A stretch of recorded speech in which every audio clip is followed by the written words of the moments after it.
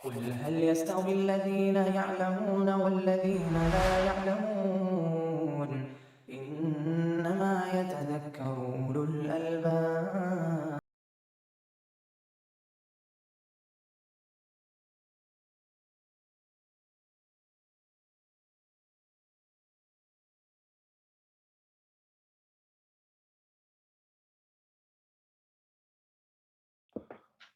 والصلاة والسلام على رسول الله وعلى آله وأصحابه ومن اهتدى بهداه أما بعد فالقاعدة الثانية باب الصفات أوسع من باب الأسماء، وذلك لأن كل اسم متضمن لصفة كما سبق في القاعدة الثالثة من قواعد الأسماء، ولأن من الصفات ما يتعلق بأفعال الله تعالى وأفعاله لا منتهى لها كما أن أقواله لا منتهى لها إلى آخره۔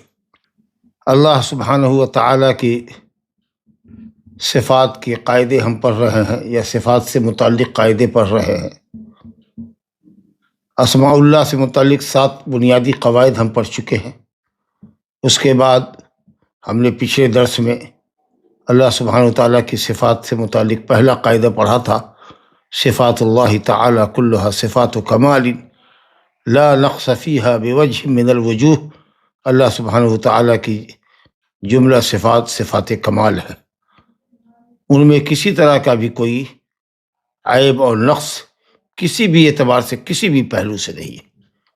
تمام صفات صفات کمال ہے، اعلیٰ درجے کے کمالات، جس سے اوپر کسی کمال کا تصور بھی نہیں کیا جا سکتا۔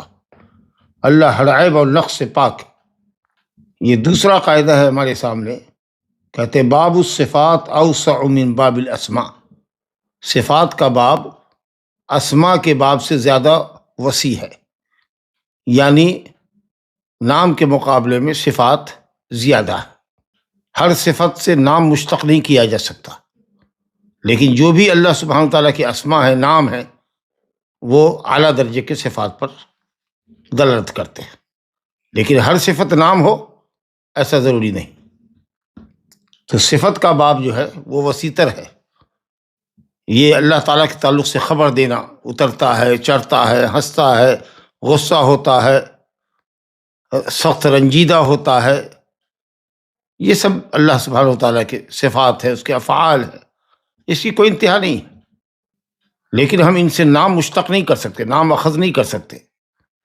اب مثال کے طور پر اللہ تعالیٰ ہنستا ہے، کسی بندے پر ہنستا ہے، اللہ تعالیٰ اس 2 آدمی کو دیکھ کر ہنستا ہے، یہ دونوں ایک دوسرے سے قتال کرتے ہیں، مشرک کافر کو مار دیتا ہے، وہ جنت میں جاتا ہے، پھر وہ مشرک مومن ہو کر کے جنت میں داخل ہوتا ہے۔ تو یہ سب خبر ہے اللہ تعالیٰ کے تعلق سے، اس کے جتنے افعال ہیں، جتنے اقوال ہیں، اس کے حساب سے ہم خبر تو دے سکتے کہ اللہ یہ کرتا ہے، یہ کرتا ہے، یہ کرتا ہے، لیکن ان تمام خبروں سے، ان تمام صفتوں سے ہم نام اخذ کر لیں اور کہیں کہ اللہ ضاحک ہے، اللہ متکلم ہے، اللہ مرید ہے، کیونکہ وہ ارادہ کرتا ہے، اللہ نزول فرماتا ہے تو اس کا نام نازل رکھ دیں، اور بندے کا نام عبد النازل رکھ دیں، یہ سب صحیح نہیں ہوگا۔ تو کہتے ہیں کہ صفات کا باب نام کے ابواب سے، نام کے باب سے کشادہ ہے، اوسع ہے۔ 2 وجہ بتائی اس کی، کہتے ہیں ایک وجہ تو یہ ہے کہ ان کل اسم متضمن لصفت، اللہ تعالیٰ کا ہر نام صفتی معنی کو شامل ہے۔ بتایا تھا کہ دلالت مطابقی، دلالت تضمنی، دلالت التزامی، اگر کوئی لفظ نام اور صفت دونوں پر بیک وقت دلالت کرے تو دلالت مطابقت، جیسے علیم کا ہے، یہ نام بھی ہے اور صفت علم پر دلالت کرتا ہے، لیکن اگر اس سے صرف نام مراد لے یا صرف صفت علم مراد لے تو یہ دلالت تضمنی۔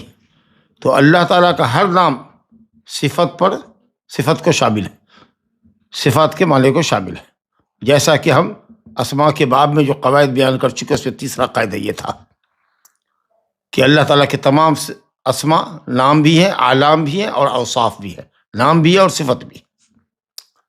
تو ایک تو اس وجہ سے کہ ہر نام صفت پر شامل ہے، صفت کو شامل ہے۔ دوسرے یہ کہ صفات میں کچھ صفات ایسی بھی ہے جو اللہ تعالیٰ کے افعال سے تعلق رکھتی ہے. کچھ صفات تو اللہ تعالیٰ کی ذاتی صفات ہے جو اس کی ذات سے الگ نہیں ہوتی. اب کچھ صفات فعلی ہے، جب وہ کوئی فعل کرتا ہے تو وہ صفت فعلیہ سامنے آتی. جیسے کلام کرتا ہے، جب کسی بندے سے کرتا ہے تو کلام کی صفت جلوہ گر ہوتی ہے. جب کسی پر ہنستا ہے، ہنسنے کی وجہ ہوتی ہے تو یہ ہنسنے کی صفت آتی ہے. اللہ تعالیٰ کا افعال، اللہ تعالیٰ کے افعال لم یزل ولا یزال ہے. جب سے اللہ ہے فعل کر رہا ہے اور ہمیشہ کرتا رہے گا. یہ اس کی کمال قدرت پر دلیل ہے. تو کہتے ہیں کہ کتنے افعال کو آپ اللہ تعالیٰ کی جو صفت پر دلالت کرتے ہیں ان کو نام بناتے رہیے گا. یہ آپ کے بس میں نہیں ہے. نام تو توقیفی ہیں، جو اللہ نے اور رسول نے نام کے طور پر استعمال کیا ہے، ناؤن کے طور پر، علم کے طور پر استعمال کیا، وہی ناؤن ہوگا، وہی علم ہوگا. تو کہتے ہیں کہ صفات اللہ تعالیٰ کی ایسی بھی ہیں جو اس کے افعال سے تعلق رکھتی ہے. وَأَفْعَالُهُ لَا مُنْتَهَى لَهَا، اور اللہ تعالیٰ کے افعال کی کوئی انتہا نہیں ہے جیسے کہ اس کے اقوال کی کوئی انتہا نہیں. چنانچہ استدلال میں آیت پیش کرتے ہیں، سورہ لقمان کی 27ویں آیت ہے. یہ پہلے بھی یہ آیت آ چکی ہے ہمارے درس میں. وَلَوْ أَنَّ مَا فِي الْأَرْضِ مِنْ شَجَرَةٍ أَقْلَامٌ وَلَوْ أَنَّ مَا فِي الْأَرْضِ مِنْ شَجَرَةٍ أَقْلَامٌ وَالْبَحْرُ يَمُدُّهُ مِنْ بَعْدِهِ سَبْعَةُ أَبْحُرٍ مَا نَفِدَتْ كَلِمَاتُ اللَّهِ إِنَّ اللَّهَ عَزِيزٌ حَكِيمٌ. روئے زمین کے جتنے درخت ہیں سب کو قلم بنا لو، روئے زمین کے تمام درخت قلم میں تبدیل ہو جائیں، اور سمندر، دنیا کے جتنا سمندر ہے وہ، اور اس کے بعد بھی 7 اور دوسرے سمندر روشنائی میں تبدیل کر دیے جائیں. ما نفدت کلمات اللہ، تو اللہ تعالیٰ کی کلمات کو، اس کے اوامر و نواہی کو لکھ نہیں سکتے. اللہ کی کلمات ختم نہیں ہو سکتے. تو اللہ کی کلمات کی کوئی انتہا نہیں. ان اللہ عزیز حکیم، یقیناً اللہ غالب، حکمت والا ہے. غالب ہے، سلطنت والا ہے، غلبہ والا ہے، عزت و اقتدار والا ہے، اور اس کی ہر عزت کے اندر، ہر فیصلے کے اندر، ہر غلبے کے اندر حکمت ہے. تو معلوم یہ ہوا کہ اللہ رب العالمین کے کلمات کی کوئی انتہا نہیں. اسی طریقے سے اللہ تعالیٰ کے افعال کی کوئی انتہا نہیں. لہذا تمام فعل اور اقوال سے جو صفات ہے اللہ تعالیٰ کی، ان سے نام مشتق نہیں کیا جا سکتا، نام اخذ نہیں کیا جا سکتا. خود مثال دیتے ہیں، کہتے ہیں وَمِنْ أَمْثِلَةِ ذَلِكَ، اس کی مثال آپ لیجئے، کچھ مثالیں دے رہے ہیں. کہتے ہیں أَنَّ مِنْ صِفَاتِ اللَّهِ تَعَالَى، اللہ تعالیٰ کی صفات یعنی فعلیہ صفات، اللہ تعالیٰ کی فعلی صفات جو وہ کرتا ہے، ان صفتوں میں سے ایک صفت ہے مجیء، آنا، اتیان، آنا، اخذ، کسی چیز کو پکڑنا، امساک، روکنا، بطش، شدت سے پکڑنا، سخت پکڑنا، الی غیر ذلک من الصفات التي لا تحصى. اس کے علاوہ بھی بہت صفات ہیں جن کو شمار نہیں کیا جا سکتا. جیسے کہ اللہ تعالیٰ نے کہا وَجَاءَ رَبُّكَ وَالْمَلَكُ صَفًّا صَفًّا، تیرا رب آئے گا اور فرشتے صف بصف آئیں گے قیامت میں. فجر، سورہ الفجر کی آیت نمبر 22 ہے، وَجَاءَ رَبُّكَ، تیرا رب آئے گا. اب یہ جا، آنا، یہ اللہ تعالیٰ کی صفت فعلیہ ہے. اللہ نے فرمایا هل ينظرون الا ان ياتيهم الله في ظلل من الغمام، کیا وہ اس بات کا انتظار کرتے ہیں کہ اللہ رب العالمین آئے بدلیوں میں، بدلیوں کے سائے میں اللہ تعالیٰ اترے، تب ان کو ایمان ہو، وہ ایمان لائیں گے. اس دن کا انتظار کر رہے ہیں. وہ دن تو قیامت کا ہوگا. اس دن تو کسی شخص کو کا ایمان لانا فائدہ نہیں دے گا. تو اللہ تعالیٰ آئے گا بدلیوں میں. تو یہ اتیان بھی اللہ تعالیٰ کی صفت ہوئی، مجیء بھی اللہ تعالیٰ کی صفت ہوئی. وجاء ربک میں دیکھا آپ نے. اسی طریقے سے اللہ نے کہا آل عمران میں فأخذهم اللہ بذنوبہم، اللہ نے ان کو ان کے گناہوں کے سبب پکڑ لیا. تو اخذ بھی اللہ تعالیٰ کی صفت ہوئی. اسی طریقے سے اللہ نے فرمایا وَيُمْسِكُ السَّمَاءَ أَن تَقَعَ عَلَى الْأَرْضِ إِلَّا بِإِذْنِهِ، اللہ تعالیٰ آسمان کو روکے ہوا ہے تاکہ وہ زمین پر گر نہ پڑے، مگر جب اس کا اذن ہوگا تو آسمان گر پڑیں گے. تو اللہ تعالیٰ نے آسمان کو تھام رکھا ہے. تو امساک اللہ تعالیٰ کی صفت ہوئی. اسی طریقے سے اللہ نے فرمایا ان بطش ربک لشدید، یقیناً تیرے رب کی پکڑ البتہ بڑی سخت ہے. یہ بطش اور پکڑ یہ بھی اللہ تعالیٰ کی صفت ہوئی. اسی طرح سے اللہ نے فرمایا یرید اللہ بکم الیسر ولا یرید بکم العسر. سورہ بقرہ میں اللہ تعالیٰ تم سے آسانی کا ارادہ کرتا ہے، تمہارے ساتھ آسانی کا ارادہ کرتا ہے، سختی کا ارادہ نہیں کرتا. اس لیے اس نے بحالت مرض اور بحالت سفر روزہ چھوڑنے کی اجازت دی ہے رمضان المبارک میں، بعد میں پورا کر لینا. تو اللہ تعالیٰ کی صفت ارادہ بھی ہوئی. اسی طریقے سے حدیث میں ینزل ربنا الی السماء الدنیا، ہمارا رب سمائے دنیا پر نزول فرماتا ہے. اب آپ بتائیے، یہ چند مثالیں انہوں نے دی ہیں صاحب کتاب نے. ہم ان تمام صفات کے اوپر، اللہ تعالیٰ کی ان تمام صفات پر ایمان رکھتے ہیں، اور جس طریقے سے یہ صفات وارد ہوئی ہیں بالکل اس کو حقیقی معنی پر محمول کرتے کہ اللہ آئے گا، اللہ نے روک رکھا ہے، اللہ پکڑتا ہے، اللہ کی پکڑ بڑی سخت ہے، اللہ ہمارے لیے بھلائی کا ارادہ کرتا ہے، اللہ خود اترتا ہے، نہ کہ اس کی رحمت تو اترتی رہے. جب ینزل ربنا ہے تو اللہ اترتا ہے. تو ان تمام صفتوں سے ہم اللہ کو متصف کرتے ہیں اسی طور پر جس طور پر یہ وارد ہوئی ہیں. لیکن ہم ان صفتوں سے اللہ کا نام اخذ نہیں کر سکتے. ہم یہ نہیں کہہ سکتے کہ اللہ آتا ہے، آنا اس کا فعل ہے تو ہم اس سے جا یا جیو سے اسم فاعل جائی نام رکھ دے اللہ کا. اسی طریقہ سے عطا یاتی سے اتیان مصدر ہے تو ہم کہیں آتی اللہ کا نام رکھ دے. آخذ اخذ یاخذ سے آخذ، امسک یمسک سے ممسک، بطش یبتش سے باتش پکڑنے والا، ارادہ یریدو سے مرید اسم فاعل، ینزل سے نزل، ینزل سے نازل کہتے ہیں. ونحو ذالک، اور اس طرح کی جتنی بھی صفات فعلیہ ہے آپ ان کو نام کے طور پر استعمال نہیں کر سکتے. ہاں یہ خبر دے سکتے ہیں کہ اللہ تعالیٰ اترتا ہے، اللہ تعالیٰ چڑھتا ہے، اللہ تعالیٰ آئے گا، اللہ تعالیٰ پکڑتا ہے، اللہ تعالیٰ نے آسمان کو تھام رکھا ہے، اللہ تعالیٰ ارادہ کرتا ہے، اللہ ہنستا ہے، اللہ غصہ ہوتا ہے، اللہ رنجیدہ ہوتا ہے. یہ ساری جو صفتیں آئی ہیں فعلی جو اللہ تعالیٰ کرتا ہے اپنی مشیت اور ارادے سے، ان سب کے متعلق آپ خبر کر سکتے ہیں کہ ہمارا رب ایسا کرتا ہے، ہمارا رب ایسا کرتا ہے، ہمارا رب ایسا کرتا ہے، ہمارے رب کی یہ صفات ہے، یہ صفات ہے. لیکن ہر خبر، ہر صفت یا صفت کو کہہ لیجیے اخبار کے بارے میں اللہ کے متعلق خبر دینا، اس کے صفات کے متعلق، اس سے نام ثابت نہیں کر سکتے. نام تو وہی ہے جو نام کے طور پر استعمال ہوا ہے قرآن و سنت کے اندر. بہت واضح بات ہوئی کہ صفات کا باب وسیع تر ہے نام کے مقابلے میں. الحمدللہ. یہ دوسرا قاعدہ تھا کہ اللہ سبحانہ و تعالی کی ہر صفت سے نام ثابت نہیں کیا جا سکتا. ہر نام اللہ تعالیٰ کا صفتی معنی پہ دلالت کرتا ہے، لیکن ہر صفت نام نہیں بن سکتی یا نام کے طور پر بطور ناؤن استعمال نہیں کی جا سکتی. اور تیسرا قاعدہ ہے، کہتے ہیں صفات کے باب میں، تو پہلا قاعدہ صفات کے باب میں کیا ہوا کہ اللہ تعالیٰ کے صفات کل کے کل غایت درجہ کمال کے صفات ہے، اس میں کسی طرح کا کوئی نقص نہیں. اور دوسرا یہ کہ صفت کا باب نام کے مقابلے میں زیادہ وسیع ہے. ہر نام صفتی معنی کو شامل ہے لیکن ہر صفت نام نہیں بن سکتی. الحمدللہ. تیسرا قاعدہ دیکھیے، کہتے ہیں صفات اللہ تعالی تنقسم الی قسمین، ثبوتیہ و سلبیہ. تیسرا قاعدہ یہ ہے کہ اللہ سبحانہ و تعالیٰ کی صفات دو طرح کی ہیں. اللہ تعالیٰ کی صفات دو طرح کی ہے، ایک صفات ثبوتیہ ہے اور ایک سلبیہ ہے. ثبوتیہ کا کیا مطلب؟ کہتے ہیں ثبوتیہ ما اثبتہ اللہ تعالی لنفسہ فی کتابہ او علی لسان رسولہ وکلھا صفات کمال لا نقص فیہا بوجہ من الوجوہ. صفات ثبوتیہ اس کو کہتے ہیں جس صفت کو یا جن صفات کو اللہ نے اپنی کتاب میں اپنے لیے ثابت کیا ہے یا اپنے رسول کی زبان پر ثابت کیا ہے حدیث کے اندر. کہتے ہیں جیسے ان اللہ علیم القدیر، ان اللہ سمیع بصیر، ان اللہ بکل شیء علیم. یہ سب صفات ثبوتیہ ہے.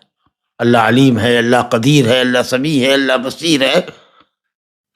جن صفتوں کو اللہ نے اپنے لیے ثابت کیا ہے اپنی کتاب میں یا رسول اللہ صلی اللہ علیہ وسلم نے حدیث میں ثابت کیا ہے صحیح حدیث سے.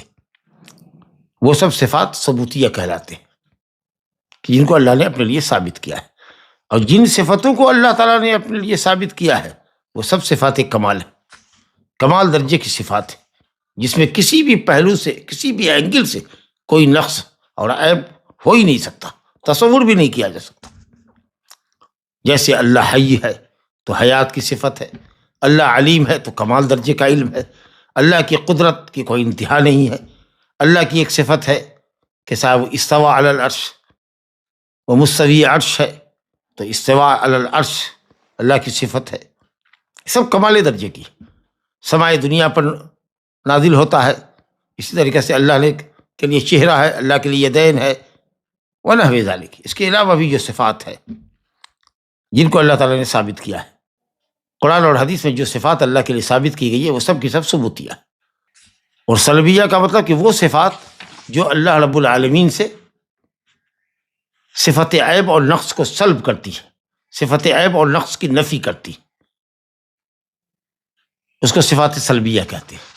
اللہ تعالیٰ صفات سلبیہ سے متصف نہیں ہے، یہ بات سمجھنے کی ہے۔ اللہ تعالیٰ صفات ثبوتیہ سے متصف ہے۔ اللہ تعالیٰ سے صفات سلبیہ کا مطلب یہ کہ اللہ تعالیٰ کی صفات سلبیہ یعنی ایسی صفات جو اللہ تعالیٰ سے عیب اور نقص کی صفت کو سلب کرتی ہے، روکتی ہے کہ اللہ اس صفتوں سے متصف نہیں ہو سکتا، تو وہ صفات اللہ نے بیان کی ہے جو اس کے شایان شان نہیں ہے، اس کی نفی کرنی ہے ہم کو، نہ یہ کہ یہ کہنا کہ اللہ صفات سلبیہ سے متصف ہے، نعوذ باللہ۔ اللہ تعالیٰ صفات کمالیہ سے متصف ہے، صفات سلبیہ کی نفی ہم کو کرنی، اس کے سلسلے میں تفصیل آئے گی۔ بہت اہم نقطے کی طرف مؤلف اشارہ کریں گے۔ تو بہرحال اللہ تعالیٰ کی صفات کے ثبوتیہ ہوتی ہے اور کچھ سلبیہ، بلکہ صفات ثبوتیہ زیادہ ہے، سلبیہ تو بہت کم ہے۔ اب دیکھیے سورہ اخلاص پڑھیے نا، قل هو اللہ احد، کہیے اللہ ایک ہے، تو اس کی صفت کیا ہوئی کہ وہ احد ہے۔ اللہ الصمد، اللہ صمد ہے، سب اس کے محتاج ہے، اپنی اپنی ضرورت میں اللہ کا رخ کرتے ہیں، اللہ کی طرف توجہ کرتے ہیں، لیکن وہ کسی کا محتاج نہیں ہے، اس کو حاجت ہے، وہ سب کی حاجت پوری کرتا ہے۔ تو اللہ احد ہے، اللہ صمد ہے، یہ صفات ثبوتیہ ہوئی۔ اور آگے دیکھیے صفات منفیہ آ رہی ہے، جس کو صفات سلبیہ کہا ہے، اصل میں وہ صفات منفیہ ہے جو اللہ تعالیٰ سے ہے، وہ صفت کی نفی کرتی ہے، لیکن عام طریقہ سے لوگ لکھتے ہیں ثبوتیہ سلبیہ، تو اس لیے لائے ہیں، ورنہ اصل میں منفیہ، ایسی صفات جو اللہ تعالیٰ سے عیب اور نقص کی نفی کرتی ہو۔ اب آگے اسی سورہ اخلاص میں لم یلد، اس نے کسی کو جنا نہیں، ولم یولد، وہ کسی سے جنا نہیں گیا، یہ نہیں کا یہ جملہ ہے کہ اس نے کسی کو جب پیدا نہیں کیا، وہ کسی کا باپ نہیں ہے، وہ کسی سے پیدا نہیں ہوا، وہ کسی کا بیٹا نہیں ہے، ولم یکن لہ کفوا احد، اس کا کوئی ہمسر نہیں ہے، اس کے کوئی برابر نہیں ہے، اس کے کوئی مد مقابل نہیں ہے۔ یہ صفات سلبیہ ہوئی کہ اللہ تعالیٰ کے لیے ولدیت، اللہ تعالیٰ کے لیے ابوت، اللہ تعالیٰ کے لیے کفو اور ہمسری کا ہم نے انکار کیا، کہ یہ صفات سلبیہ ہوئی۔ اور اللہ احد، اللہ الصمد، یہ صفات ثبوتیہ ہوئی۔ تو اب جب صفات ثبوتیہ اور سلبیہ کو آپ نے سمجھ لیا تو کہتے ہیں کہ جو بھی صفات ثبوتیہ ہیں ان کو ہم کو ثابت کرنا ہے اللہ کے لیے حقیقتاً، حقیقی معنی میں، مجازی معنی مراد نہیں لینا ہے، جیسے کہ اشاعرہ مراد لیتے ہیں، یا اس کا ان صفتوں کا انکار نہیں کرنا جیسے کہ جہمیہ نے انکار کیا، معتزلہ نے نام اور صفت دونوں کا انکار کیا، اور اللہ تعالیٰ کو عدم سے تشبیہ دیا کہ وہ معدوم ہے، گویا جس کی کوئی صفت نہ ہو، کوئی نام نہ ہو، صفت نہ ہو، وہ معدوم ہی ہوتی، وہ شے معدوم ہی ہوگی، موجود تو نہیں ہوگی، کیونکہ جو بھی چیز موجود ہوگی اس کا نام، اس کی صفت ہوگی۔ اور اشاعرہ کہتے ہیں کہ وہ اسماء مجردہ ہیں، عن المعانی، اس کا کوئی معنی نہیں ہے، جو سمیع کا معنی ہے وہی علیم کا معنی ہے، جو علیم کا معنی ہے وہی قدیر کا معنی ہے، لا حول ولا قوت۔ تو پھر اللہ تعالیٰ کے لیے یہ اسماء حسنیٰ کیسے ہوں گے جب معنی پر دلالت نہ کرے؟ تو بات پہلے آ چکی ہے۔ تو کہتے ہیں کہ اللہ تعالیٰ کے لیے جو بھی صفات ثبوتیہ ہیں ان کو ہم کو ثابت کرنا ہے اور حقیقت پر اس کو معمول کرنا ہے، کبھی اس کی تعویل نہیں کرنی۔ اگر کہیں کہ اللہ کے لیے ہاتھ ہے تو حقیقی ہاتھ ہے، حقیقت میں ہاتھ ہے، ہاتھ سے معنی قدرت نہیں، ہاتھ کا معنی قدرت نہیں، حقیقت میں ہاتھ ہے۔ کیسا ہے یہ کیسے کا علم نہیں ہے، کیف کا علم، کیفیت کا علم ہم سے منتفی ہے، ہمیں نہیں پتا، ہمارے رسول ہم کو نہیں بتایا، اللہ نے نہیں بتایا۔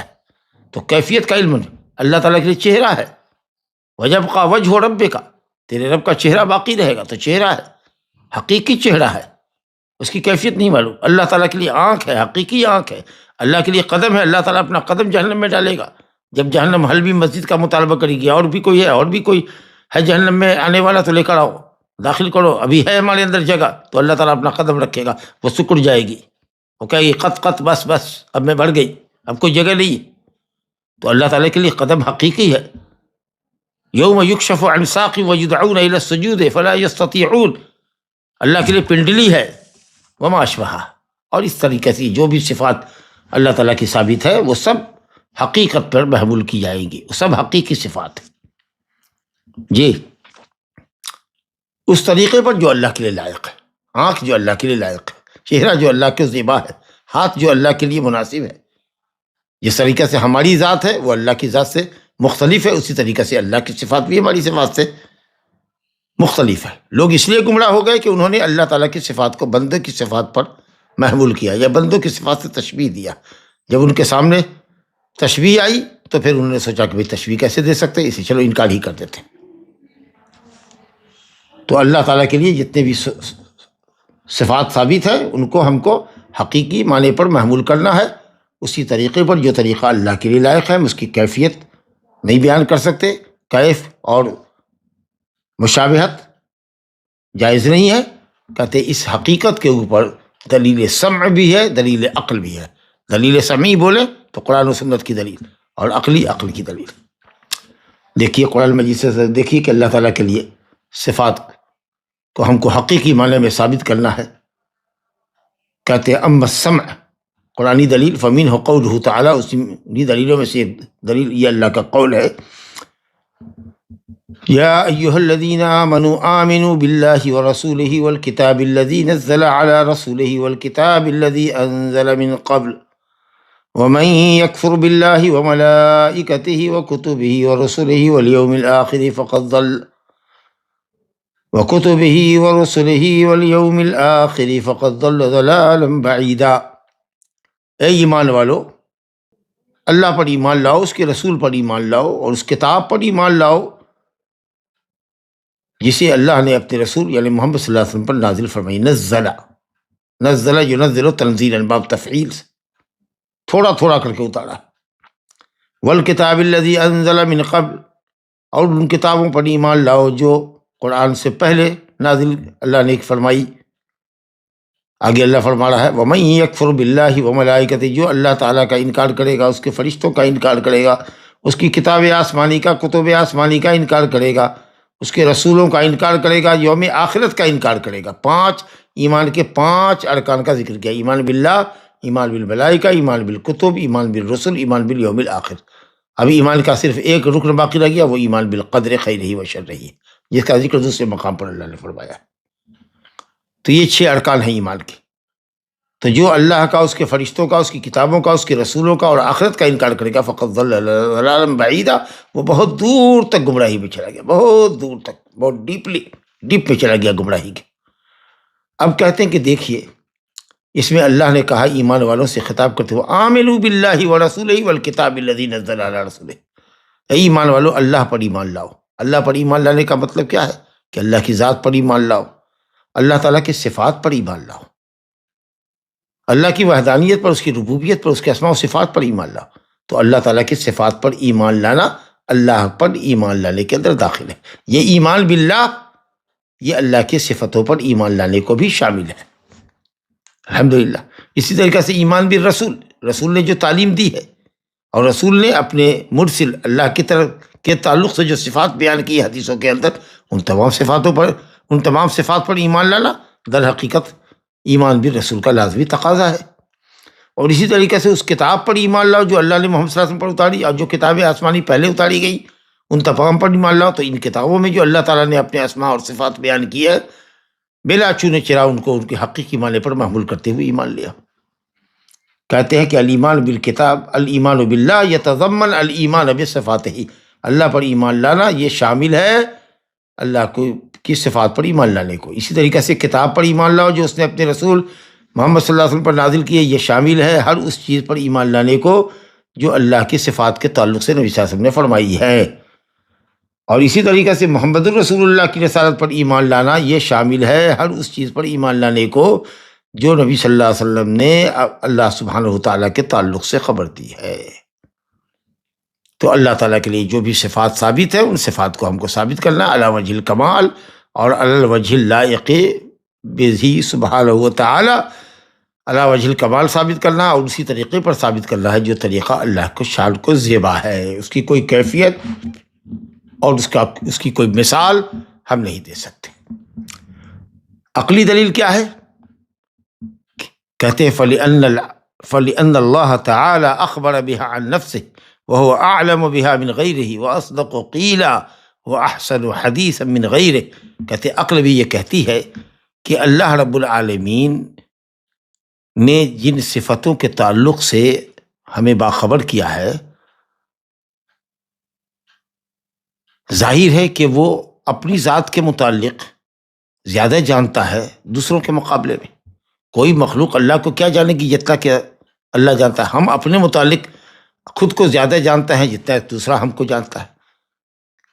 ہر آدمی اپنے کو زیادہ جانتا ہے دوسرے کے مقابلے میں، دوسرا جو ہمارے متعلق جانتا ہے اس سے زیادہ ہم اپنے کو جانتے ہیں۔ وہ ہم کو اچھا سمجھتا ہے، ہم برے ہوں گے، ہو سکتا ہے کہ وہ ہم کو برا سمجھتا ہوگا، اللہ کے فضل و کرم سے ہم اچھے ہوں گے، یا کسی باب میں اچھے ہوں گے، کسی باب میں خراب ہوں گے، کسی میدان میں اچھے ہوں گے، کسی میدان میں خراب ہوں گے۔ من عالم کے من دانم، عربی فارسی کا ایک محاورہ ہے، میں کیا ہوں یہ میں سب سے زیادہ جانتا ہوں۔ تو اللہ رب العالمین اپنی بابت اپنی مخلوق میں سے سب سے زیادہ جانتا ہے، اور اس نے اپنے متعلق اگر کسی چیز کی خبر دی ہے تو ہمیں کیا حق ہوتا ہے کہ ہم اس کی تعویل کر دیں، اس کو اس کے حقیقی معنی سے غیر حقیقی معنی، مجازی معنی میں لے جائیں، اس کی اپنی طرف سے کوئی کیفیت اور صفت متعین کر دیں؟ بالکل حرام ہے، ناجائز ہے۔ کہتا ہے کہ عقل یہ کہتی ہے کہ اللہ سبحانہ وتعالیٰ نے اپنی ذات کے متعلق جو خبر دی ہے، جن صفتوں سے اپنے آپ کو متصف کیا ہے، وہ ان صفتوں کے تعلق سے دوسروں کے مقابلے میں زیادہ جانتا ہے، اور وہ سب سے زیادہ سچا ہے اپنے قول میں، اپنی حدیث میں سب سے اچھا ہے۔ کسی کی کوئی حدیث، کسی کی کوئی بات اس کی بات کے مقابلے میں سچ نہیں ہو سکتی۔ اب اللہ تعالیٰ کہ الرحمن علی العرش استویٰ، رحمان عرش پر مستوی ہوا، استویٰ علی العرش کا معنی بلند ہوا۔ 7 جگہ پر یہ آیت آئی ہے، اور سب جگہ اللہ نے استویٰ استویٰ استویٰ ہی کہا ہے، کہیں پر اس نے استولا نہیں کہا کہ عرش کا وہ مالک بنا۔ آپ نے کہا استویٰ کا معنی مالک ہونا ہے، مالک تو سب چیز کا ہے وہ۔ تو انتم عالم ام اللہ، تم زیادہ جانتے کہ اللہ زیادہ جانتا ہے؟ اگر استولا کا معنی مالک ہونا، قابض ہونا، عرش کا مالک ہونا، اگر یہ معنی مراد ہوتا تو کہیں تو 7 جگہ میں ایک جگہ اللہ استعمال کرتا، لیکن اللہ نے تو ہر جگہ استویٰ استعمال کیا ہے۔ تو تم استویٰ کا معنی استولا کیوں کرتے ہو؟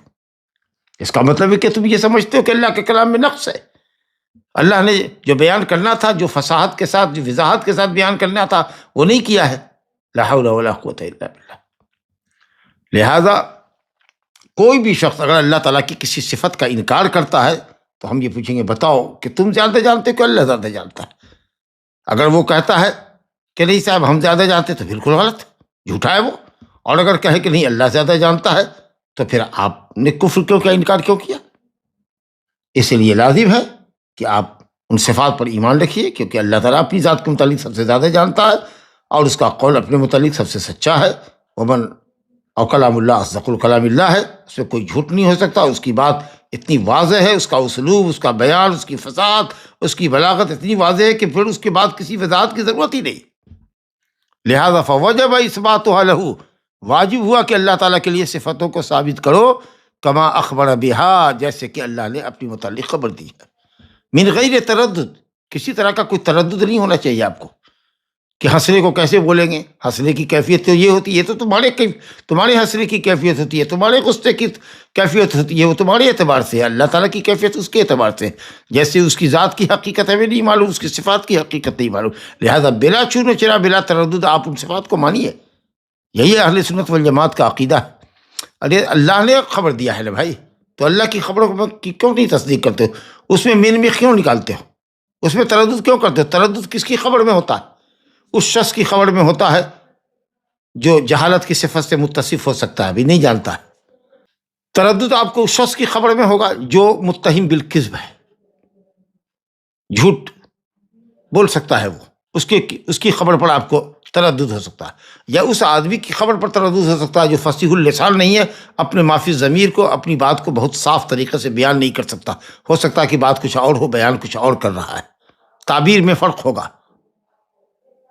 اور یہ تینوں ہی جو صفتیں ہیں جہالت کی، کہ ناواقف ہے یہ، اس لیے خبر دے رہا ہے، جانتا نہیں ہے خبر دے رہا ہے، اور کذب، کہ متہم بالکذب ہے یہ آدمی، جھوٹا ہے اور یہ جھوٹ بھی بولتا ہے، لہٰذا اس کی خبر کی ہم تصدیق نہیں کر سکتے، اس کی خبر کو ماننے میں ہم کو تردد ہے، یا یہ کہ ممکن ہے کہ اس کی تعبیر غلط ہو۔ یہ تینوں صفت اللہ تعالیٰ کی ذات سے منتفی ہے، یہ تینوں صفت اللہ کے اوپر روا ہی نہیں ہے، نہ جہالت کی صفت، نہ کذب، اور نہ ہی یعنی واضح بیان نہ ہو۔ یہ تینوں صفتیں اللہ کے حق میں ممتنع، محال۔ تو جب اللہ رب العالمین علیم ہے، ازل سے ابد تک کا علم رکھتا ہے، کوئی چیز اس سے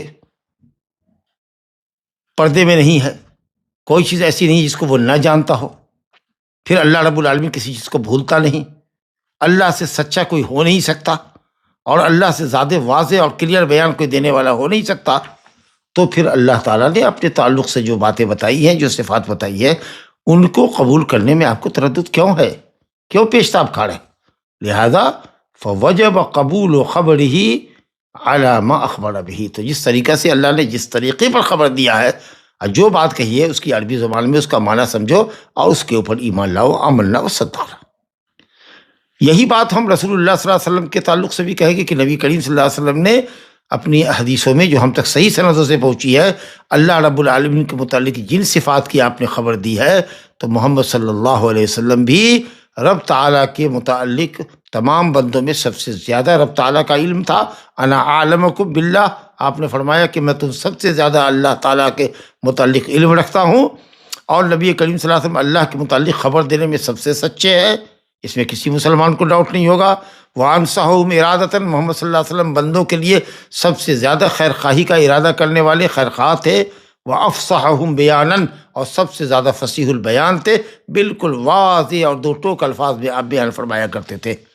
تو لہذا محمد صلی اللہ علیہ وسلم نے بھی جن چیزوں کی خبر دی ہے اللہ تعالیٰ کے تعلق سے، اور جو صفات اللہ کے بیان کیے ہیں، ہم کو ان صفات پر بھی ایمان لانا ہے، اور اس میں کسی طرح کا کوئی تردد اور پیشتاب نہیں کھانا ہے۔ بہت اچھی بات ہے، ماشاءاللہ۔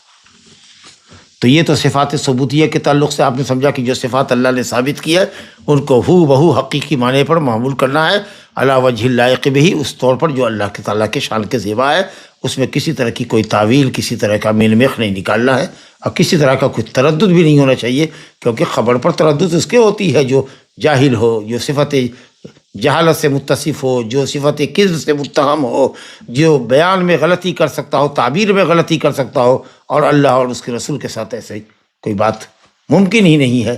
اس لیے تمام صفات ثبوتیہ پر ہم کے ایمان رکھنا۔ اب جو صفات کی دوسری قسم تھی صفات سلبیہ، جس کو صفات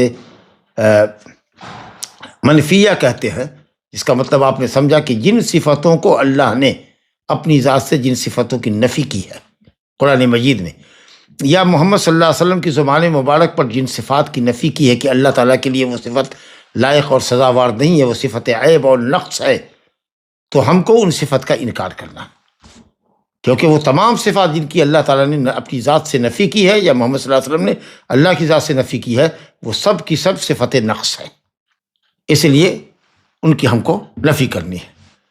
جیسے موت ہے، موت کی صفت، یہ نقص کی دلیل ہے۔ ہم عدم سے وجود میں آئے ہیں، ہمارا پہلے کوئی وجود نہیں تھا، اللہ نے وجود بخشا ہے، اور پھر ہم کو ایک وقت مقرر پر موت دے گا۔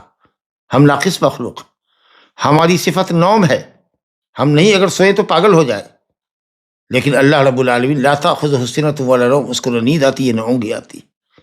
ہماری صفت جہالت ہے، ہم پہلے نہیں جانتے تھے، اب جاننے لگے ہیں کچھ چیزوں کو، تمام چیزوں کو بھی نہیں جانتے، محدود علم ہے ہمارے پاس، اور پھر وہ علم نسیان کا بھی شکار ہوتا ہے، بہت سی چیزوں کو ہم یاد کر کے بھی بھول جاتے ہیں، ہم بہت سی چیزوں کو کرنے پر عاجز ہوتے ہیں، ناتواں ہوتے ہیں، قدرت نہیں ہوتی ہے ہماری۔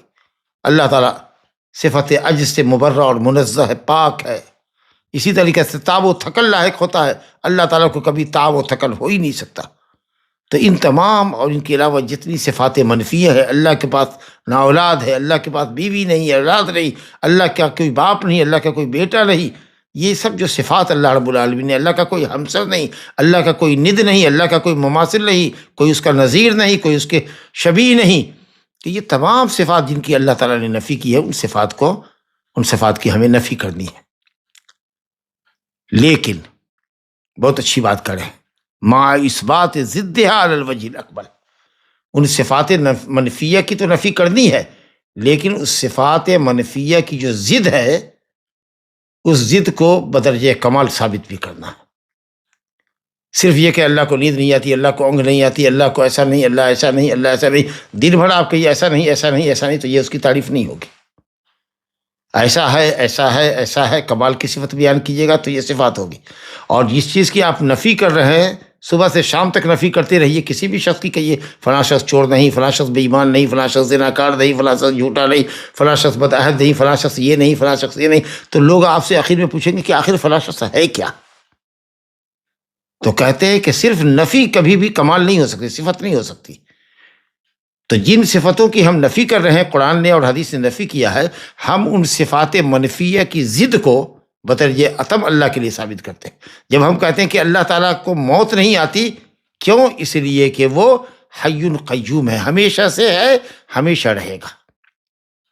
جی، اللہ تعالیٰ کو نیند نہیں آتی، کیوں؟ اس لیے کہ وہ کامل الحیات ہے، وہ کائنات کو قائم کیے ہوا ہے، وہ خود قائم ہے، کائنات کو قائم کیے ہوا ہے۔ جب تک اس صفات منفیہ کی ضد کو، اپوزٹ کو مکمل طریقے سے آپ ثابت نہیں کریں گے، اس وقت تک یہ صفت منفیہ پر ایمان نہیں ہوگا۔ الحمدللہ، یہ بہت اچھی بات کہی۔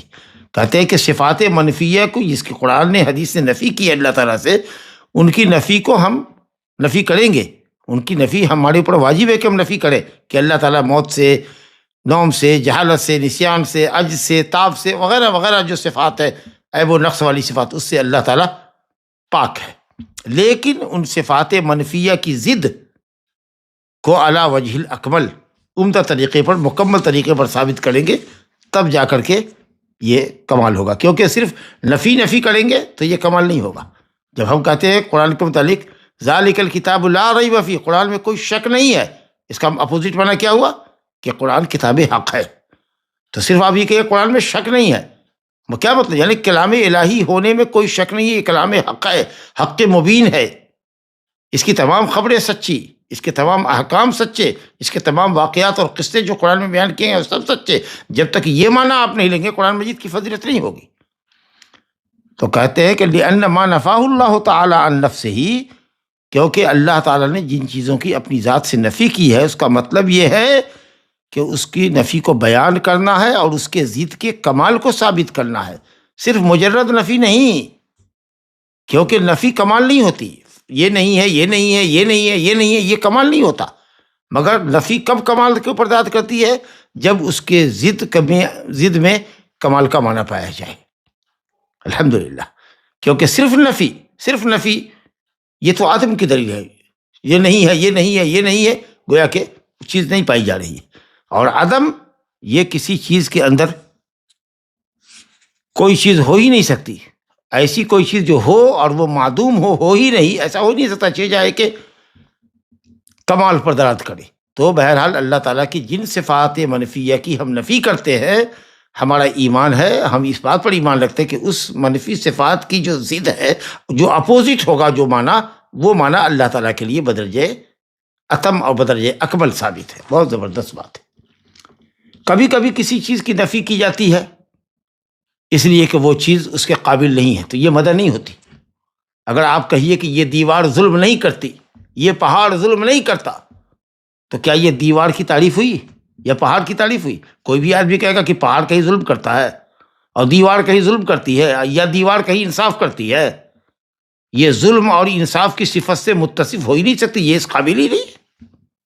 تو یہاں جو آپ نے کہا کہ یہ ظلم نہیں کرتی، یہ صفت نہیں ہوئی، یہ نفی وہاں مدح کی دلیل نہیں ہوگی۔ یا کسی شخص کے متعلق کہیے جس کے دونوں ہاتھ شل ہے، دونوں ہاتھ جس کا شل ہے، کٹا ہوا ہے، مفلوج ہے دونوں پیر میں، کہیے یہ آدمی کسی کو مارتا نہیں ہے، یہ بھی کمال کی صفت نہیں ہوگی، کیونکہ مارے گا کیسے؟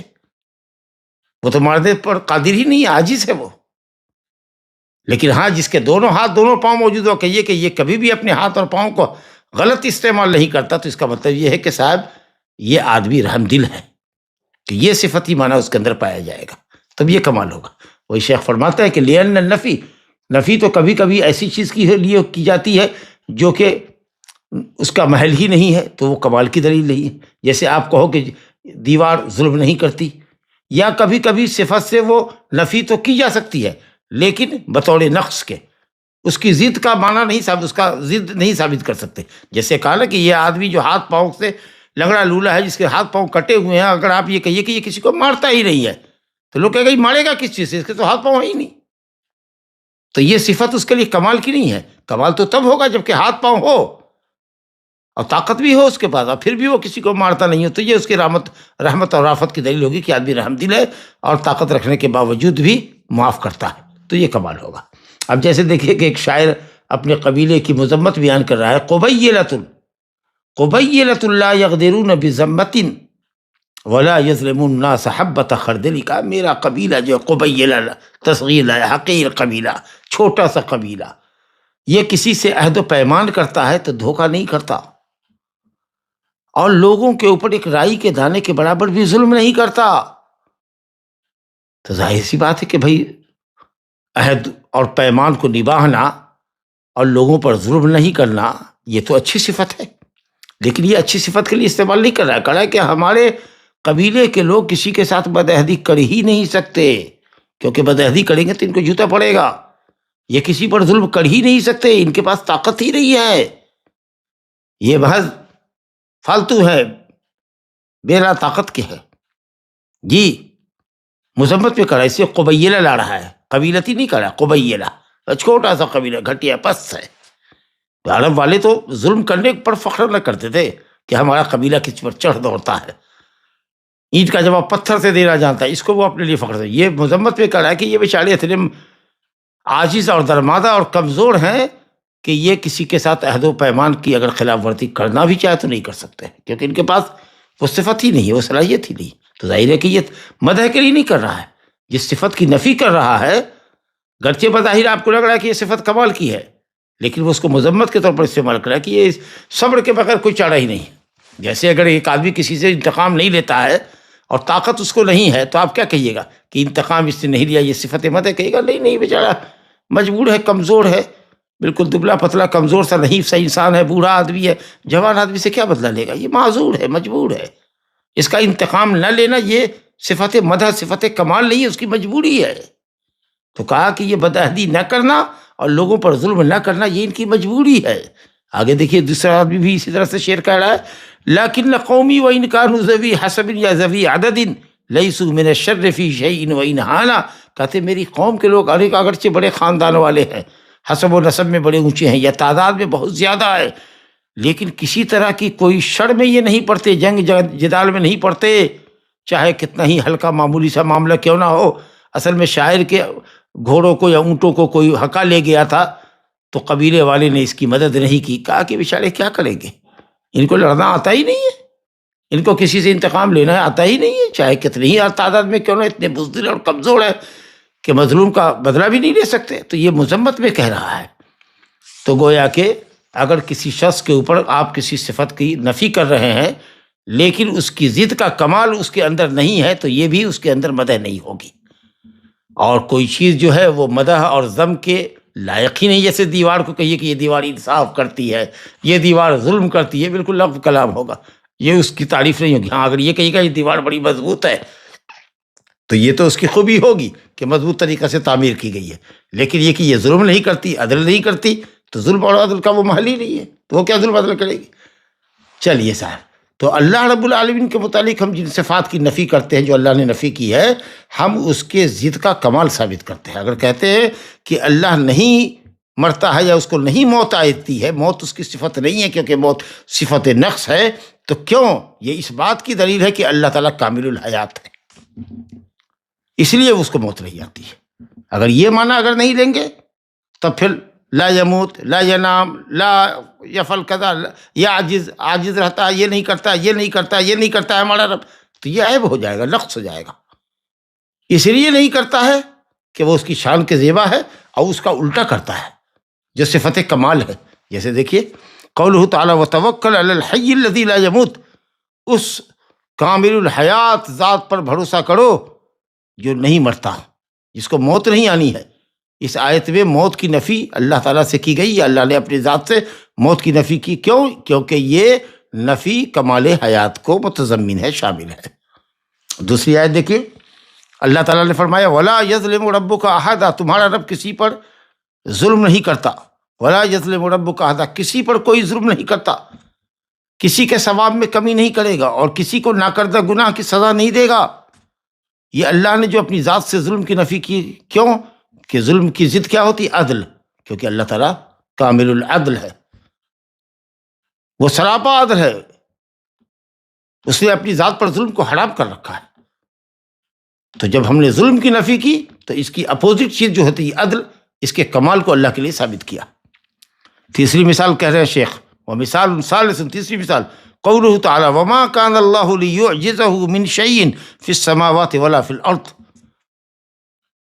کوئی بھی چیز زمین میں اور آسمان میں اللہ کو عاجز نہیں کر سکتی، کوئی بھی چیز اللہ کو عاجز نہیں کر سکتی۔ کیوں عاجز نہیں کر سکتی؟ کیونکہ کمال علم ہے، کمال قدرت ہے۔ تو یہ عجز کی جو نفی اللہ نے کی ہے، ہم بھی کہتے کہ اللہ عاجز نہیں ہے، اللہ عاجز نہیں ہے، ناتواں نہیں ہے۔ یہ کیوں ناتواں نہیں ہے، اس کے اندر نہیں ہے؟ اس لیے کہ وہ کمال درجے کا علم رکھنے والا ہے اور کمال قدرت والا ہے۔ اسی لیے اس آیت کے بعد اللہ نے فرمایا انہ کان علیما قدیرا، کیونکہ وہ علیم اور قدیر ہے۔ جو علیم اور قدیر ہوتا ہے وہ عاجز نہیں ہوتا۔ کیوں؟ کیونکہ انسان کسی بھی چیز سے عاجز ہوتا ہے جب دو سبب پایا جائے۔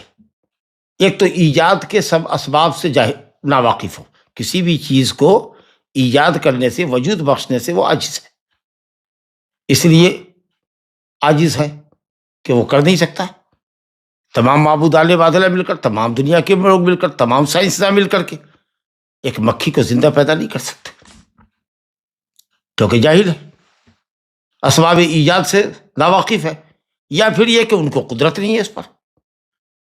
تو یا تو آدمی کسی چیز کو وجود نہیں بخش سکتا، اس سے جاہل ہے، ناواقف ہے، یا پھر اس پر اس کو قدرت نہیں ہے۔ تو اللہ کو کوئی چیز عاجز نہیں کر سکتی، کیوں؟ اس لیے کہ وہی خالق ہے، وہی سب تمام اشیاء کا موجد ہے، اس کے پاس علم ہے اور اس کے پاس کمال قدرت ہے۔ فَلِكَمَالِ عِلْمِ اللَّهِ تَعَالَى وَقُدْرَتِهِ، کہتے ہیں کہ اللہ تعالیٰ کے علم اور اس کی قدرت کے کمال کی وجہ سے کہ وہ کمال درجے کا علم اور قدرت والا ہے، لم یکن لیعجزہ شیء فی السماوات والارض، کوئی بھی چیز اس کو زمین اور آسمان میں عاجز نہیں کر سکتی، اور کوئی چیز اس کے دسترس سے باہر نہیں جا سکتی۔ اگر آپ کسی شخص کو کہیے کہ بھائی اس سامان کو درست کر دو، ایک مشین دیجیے، ایک لیپ ٹاپ دیجیے، کہیے کہ آپ خراب ہو گیا، اس کو درست کر دیجیے، اب وہ جانتا نہیں، وہ ناواقف ہے کہ وہ درست کرے، تو ظاہر ہے کہ وہ عاجز ہوگا۔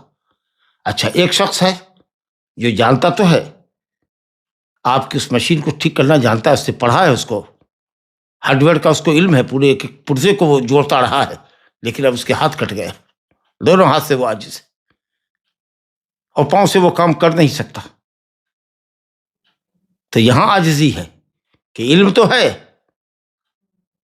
لیکن قادر نہیں ہے اس کو درست کرنے پر، یہاں عاجزی ہوتی ہے۔ جب علم نہیں ہوتا یا آدمی کے پاس علم ہو اور کرنے کی صلاحیت نہ ہو۔